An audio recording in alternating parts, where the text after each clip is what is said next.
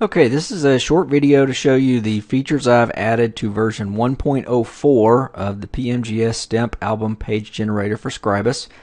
As I've been using the previous versions, I've noted a few little things that I thought would make good feature improvements, mostly for the sake of making things a little easier. One of those was that in the album page generator, one of the things you have to accurately put photos of the stamps in and to accurately measure the size of the stamp boxes are the dimensions of the stamp, and the height and the width in millimeters. And it's a little bit of a pain to have to get out a ruler every time and measure those. So what I thought I'd do was I'd automate the process on the theory that when you scan a stamp in on a scanner, if you know the resolution of the scan and you got the proper algorithms, you can actually calculate the size of the stamp. So what I've done is using Fiji, which is an image manipulation software that is largely used by the medical and the medical research communities. But it is very powerful, and it's free, much like OpenOffice and Scribus, the other two parts of this. They're all free. So I've written some scripts to run in Fiji that will allow you to load an image and rotate it so that it's in the correct orientation, then crop it, then take the measurements from it. Those measurements can then be imported into the album page generator so that the stamp height and width will have been auto-populated, so you don't have to manually calculate those things. This release is kind of an in-between release, version 1.04.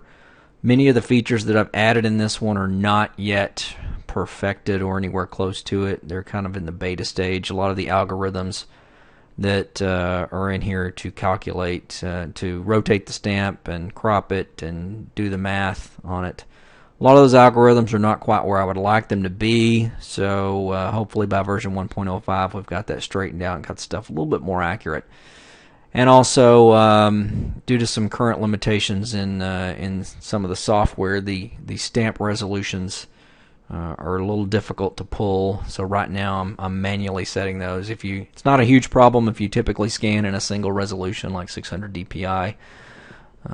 It becomes more of a problem if you scan in multiple resolutions because you have to keep flipping that back and forth. But anyway, without further ado, let's show you what this thing will do.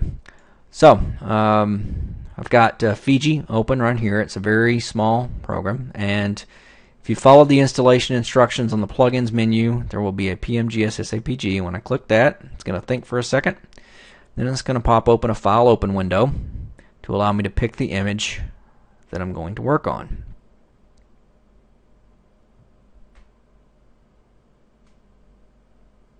First time you run it, it's always a little bit slow. Okay, I've got a file open window over here, and I'm going to pick this one. And it's going to do its thing here. And then, like I said, this is part of the process I'm working on getting a little bit more accurate and considerably faster. It's faster the more you run it, but the first couple times it's actually a little bit slow. It still beats manually aligning these things in Photoshop, though.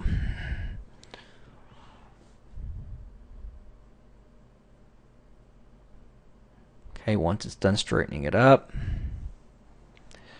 you will see it produces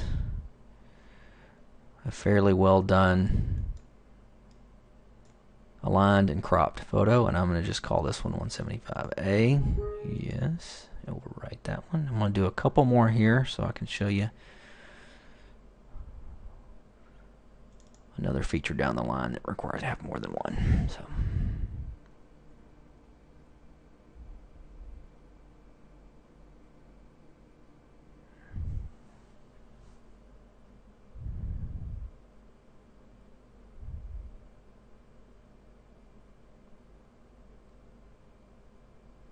call this one 183A. And let's do one more.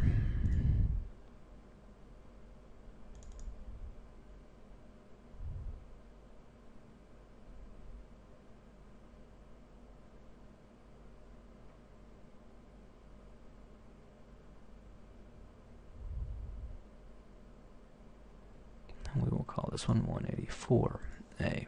Alright, and now that I've got these three done, what I'm going to do is I'm going to go into my OpenOffice spreadsheet that's part of the album page generator. One big change with this one, I've added a tab called Dimensions, and what this will do is it will keep track of the path to the image and the height and the width of every image that you have run through the Fiji process.